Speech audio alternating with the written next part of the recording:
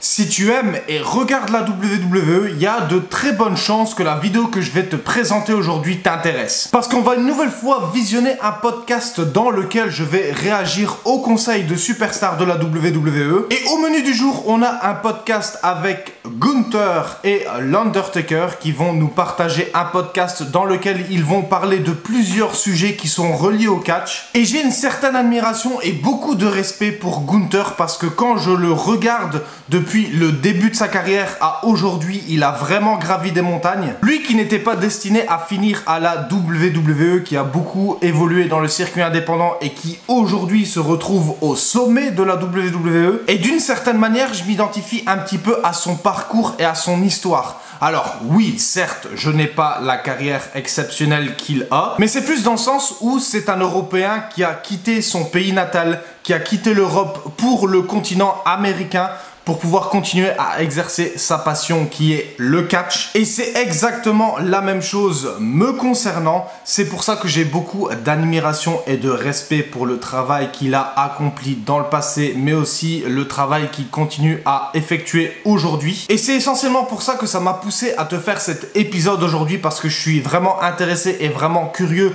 de visionner ce podcast et par la même occasion de partager ça avec toi. J'ai déjà eu également l'occasion de réagir à différents podcasts dans des précédentes vidéos que je t'ai déjà présentées sur cette chaîne avec d'autres superstars de la WWE. J'ai même d'ailleurs créé une playlist avec tous les épisodes qui sont disponibles, donc si jamais ça t'intéresse d'aller jeter un coup d'œil et que tu n'as pas encore visionné ces épisodes, je vais te mettre le lien de la playlist en haut à droite dans les annotations. Comme ça, tu vas pouvoir avoir accès à cette playlist. Mais dans un premier temps, on va d'abord se concentrer sur l'épisode d'aujourd'hui avec Gunther et l'Undertaker pour voir un petit peu quel genre de sujet ils vont aborder. There's nothing really super flashy that you do, right?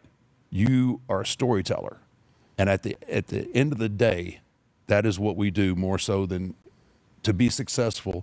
To be at the top level, you have to have the ability to tell a story. On a ici un premier sujet très intéressant quand Undertaker mentionne le fait que Gunther ne fait pas vraiment des choses extravagantes dans le ring, mais qui se base plus sur le storytelling. Et ça, le storytelling, c'est quelque chose que tu vas entendre beaucoup quand il s'agit de catch, parce que ça va être tout simplement l'habilité de raconter une histoire. Parce que c'est littéralement l'une des choses les plus importantes dans le catch. C'est pas ce qui compte, c'est pas ce que tu vas faire dans le match, quelle prise tu vas porter, mais plutôt l'histoire que tu vas raconter. Et ici, quand on prend l'exemple de Gunther, si on prend en compte un petit peu ce qu'il fait dans le ring, ben il fait pas vraiment des choses exceptionnelles ou des choses extravagantes. Il a un type de catch qui est assez simple. Mais par contre, il a cette capacité à pouvoir raconter une histoire quand il est dans le ring, peu importe quel type de catcheur il affronte. Mais ce qui l'aide aussi et ce qu'il met plus en valeur, je trouve personnellement, c'est le personnage qu'il incarne. Je trouve qu'il a vraiment la ressemblance, il me fait vraiment penser à un vilain d'un méchant que tu pourrais retrouver dans un ring. Par exemple, un méchant général allemand. Et c'est justement, je pense, ce genre de personnage qu'il veut incarner et le type de personnage qu'il veut transmettre à la télé. Et ça fonctionne très bien parce qu'il n'est vraiment pas apprécié par la foule. Et c'est ça justement le rôle d'un heel. Et puis même quand tu regardes son entrée, il n'y a pas une entrée exceptionnelle dans laquelle il y a des feux d'artifice dans tous les sens. Non, c'est juste il rentre, il y a un pas un petit peu nonchalant avec le visage fermé, et je trouve que ça colle bien avec son personnage. Et à partir du moment où il incarne un personnage dans lequel ça peut susciter des réactions positives ou négatives, ben là dans le cas de Gunther ça va être des réactions négatives, ben du coup ça va faciliter grandement les choses quand il s'agit de raconter une histoire dans un ring, parce que les gens vont avoir tendance à plus facilement se rallier du côté du gentil quand t'as un bon méchant en face. Et c'est pour ça que je mentionne le fait que le storytelling a plus d'importance que les prises et les mouvements que tu fais dans le ring. Et c'est ça aussi, je pense que c'est le message qu'il voulait transmettre dans ce podcast, en tout cas dans cette partie de podcast qu'on vient juste de visionner ensemble. Parce que tu peux faire toutes les prises exceptionnelles que tu veux, si à côté de ça tu n'as pas un bon personnage et que tu n'es pas capable de raconter une belle histoire dans un ring, bah tout ça, ça va servir à rien. For me, man, again, like I'm a notoriously old school dude, man. It's disheartening sometimes when I go to one of the shows and if you can even find talent. And I've heard recent stuff that you've said, like even to catch talent backstage, watching matches, like most of them are filming TikToks, doing all this other, like, which was, even when I was still, on the road full time, and you were on the road full time, just if you weren't sitting there watching the monitor, you were it was gonna be a bad day for you.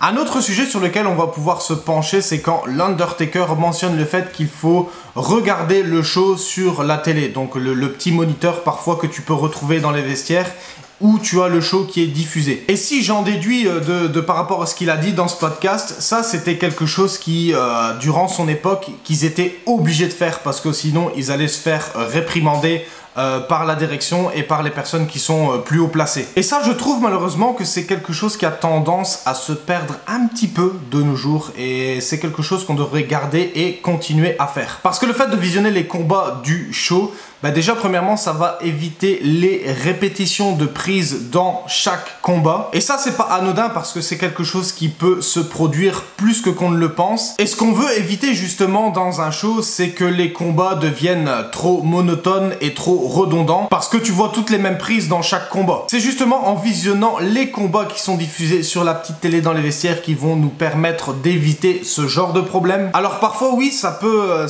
arriver dans certaines fédérations, c'est pas dans toutes les fédérations que tu peux retrouver une télé dans les vestiaires, mais il y a toujours un moyen de se démerder pour visionner le show. Par exemple, tu peux aller en arrière des rideaux, dans un coin où personne te voit, où t'es caché et que tu peux voir le show. En plus de ça, ça va te permettre d'étudier la foule, de voir un petit peu comment ils réagissent, et comme ça va te donner une idée de comment tu vas travailler avec eux une fois que tu seras sur le ring. I think a lot of people don't understand how difficult it is to find people to travel with. Obviously, you guys don't travel as much as we used to, but still, you have to have, guys that you like that go to the gym the same time, that want to, have the same habits, because, it can be a conflict, especially when you're on the road for a certain amount of time and you're away from your other family, and it's like, it doesn't take a whole lot to get on edge. Avoir des bons partenaires pour voyager, pour se rendre sur le lieu d'un show, ça c'est quelque chose à ne pas négliger. Parce que quand on est catcheur, on passe beaucoup de temps sur la route, et idéalement c'est bien de voyager avec des personnes avec qui tu t'entends bien et avec qui tu as le même état d'esprit. Et trouver un bon partenaire de route, ça peut regrouper plusieurs aspects. Déjà, premièrement, ça a l'air de rien, mais si tu peux voyager avec quelqu'un qui a le permis de conduire, ça va être un plus. Parce que des fois ça peut arriver de faire des longs trajets, et c'est bien de voyager avec quelqu'un avec qui a le permis, comme ça vous pouvez vous relayer si jamais il y a une des deux personnes qui est fatiguée pour conduire. Mais ça va pas s'arrêter là, parce que avoir un bon partenaire de route, c'est aussi une personne avec qui ça va être facile de discuter, parce que crois-moi que quand tu fais la route avec quelqu'un qui parle pas, tu trouves le temps long. Souvent, ce que j'aime faire quand je fais un road trip avec d'autres catcheurs, et ça c'est quelque chose qui se fait beaucoup, c'est de parler d'histoires et d'anecdotes qui nous sont arrivées dans le ring. Ou même parfois, il y en a qui aiment jouer à des jeux du genre le jeu de « Est-ce que tu préfères faire ça ou ça ?» C'est des choses toutes simples, mais une fois que tu es impliqué dans une histoire, dans une conversation, ou bien que tu partages quelque chose d'intéressant avec ton partenaire de route, tu vois pas le temps passer et le trajet passe beaucoup plus vite. Yeah, I think it would be very healthy for everyone that pursues a career to have a good amount of matches in front of 20 people in a gymnasium. Because that is the hardest stuff you can do. Oh, absolutely. There's nothing more awkward than like a gymnasium. There's 25 people, it's cold, there's no lighting, there's nothing, and it's just whatever, you take a big bump, and afterwards it's just silence. You just hear, you just hear the grunts and stuff like that. The stadium and stuff like that, that's actually the easy part. That's I feel like the bigger the audience becomes, the easier it gets. Alors là, oui, pour le coup, pour avoir vécu l'expérience, je ne peux pas être plus d'accord avec Gunther. Quand tu te retrouves dans des petits shows où il n'y a pas beaucoup de personnes, c'est ce genre de shows-là qui sont les plus compliqués. Parce que quand tu es dans un show où il y a peu de personnes, les gens sont beaucoup plus difficiles à travailler parce qu'ils sont beaucoup moins impliqués dans l'ambiance du show. Et dans un sens, je peux comprendre, parce que quand tu vas dans un show de catch et que tu vois qu'il n'y a pas beaucoup de personnes, que la salle n'est pas très remplie et qu'il y a beaucoup de sièges vides, ben c'est plus difficile à s'imprégner dans l'ambiance. Ben c'est tout simplement plus difficile de créer une ambiance vraiment show de catch comparé à une salle qui est pleine par exemple. Parce que quand tu es dans une foule comme à la WWE par exemple, où il y a des dizaines de milliers de personnes, ben, c'est plus facile de transmettre une énergie et les gens sont beaucoup plus impliqués dans le show. Parce qu'ils se laissent emporter par le spectacle, mais aussi par la réaction des autres personnes qui sont dans la foule. Quand il y a une partie de la foule qui commence à réagir, ben souvent tu as l'autre partie qui suit, et c'est ça justement qui donne cette ambiance au show. Et ça, je suis sûr que c'est déjà arrivé à plusieurs catcheurs indépendants de se retrouver dans ce genre de situation. Il y en a qui vont pouvoir s'identifier, et moi y compris, de se retrouver par exemple dans des shows où il y a 20, 25 personnes, 30 personnes, et il y a aucune ambiance, il y a le public qui est zéro investi, et quand tu fais ta chute, tout ce que tu entends, c'est justement le son de ta chute. Ça, disons que ce n'est pas le genre de show qui nous marque et dans lesquels on vit des bonnes expériences. Parce que même toi, en tant que catcheur, si tu fais ce qu'il faut, si tu fais ton travail, si tu essayes de travailler les gens, si tu vas les chercher, ben même parfois, il y a des petits shows comme ça où ça arrive que ça marche pas. Mais bon, après, ça d'un côté, c'est pas quelque chose que tu peux anticiper. Quand tu n'es pas à la WWE, quand tu es à la WWE, tu sais déjà que tu vas avoir des milliers de personnes dans ton audience, mais quand tu es un catcheur indépendant et que tu vas travailler dans des petits shows, ben le nombre de personnes que tu vas avoir, ça peut varier d'un show à un autre.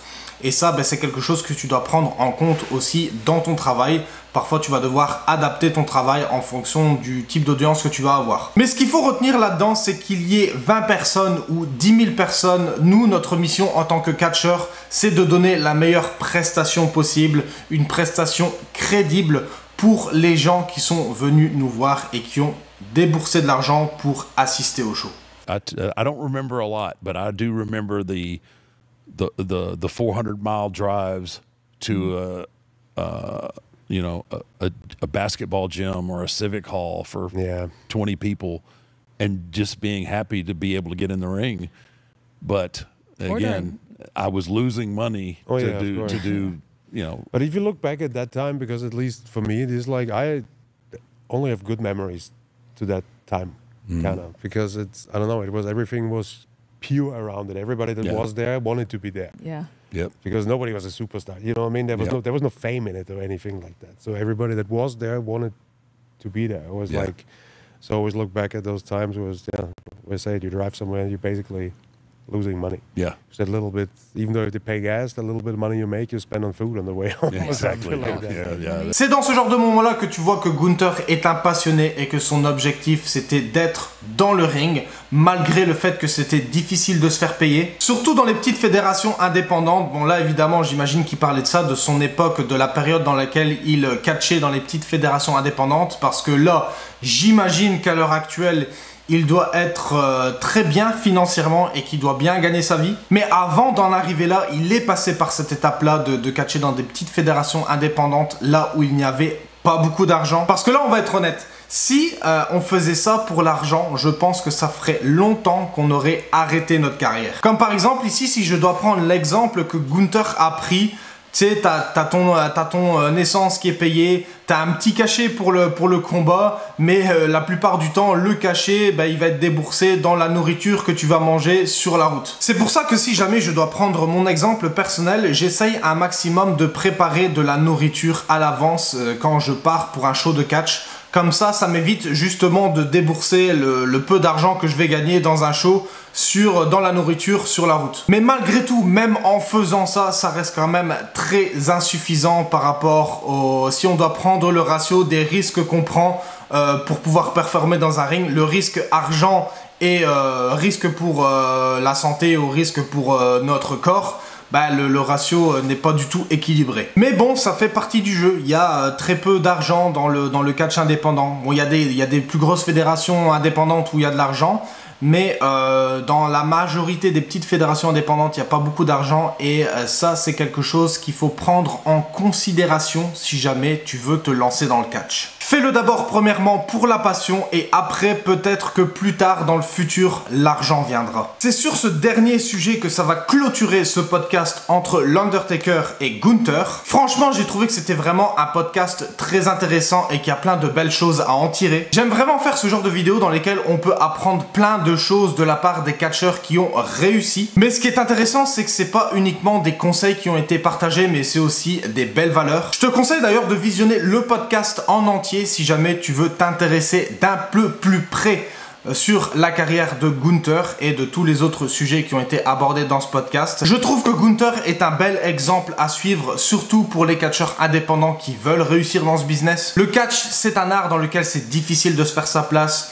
Il y a beaucoup de concurrence et c'est un monde aussi dans lequel ça peut être très aléatoire malgré tout le travail que tu investis. Mais voir des histoires comme celle de Gunther, je trouve ça très inspirant et ça démontre que tout est possible. Voilà donc en ce qui concerne cette vidéo et j'espère bien entendu que le contenu que je t'ai partagé aujourd'hui t'a plu. Et bien sûr, si c'est le cas, n'hésite pas à me le faire savoir en likant, partageant, en t'abonnant, mais aussi en laissant un commentaire pour me donner ton avis. Et quant à moi, je vais te dire à la prochaine pour une nouvelle vidéo.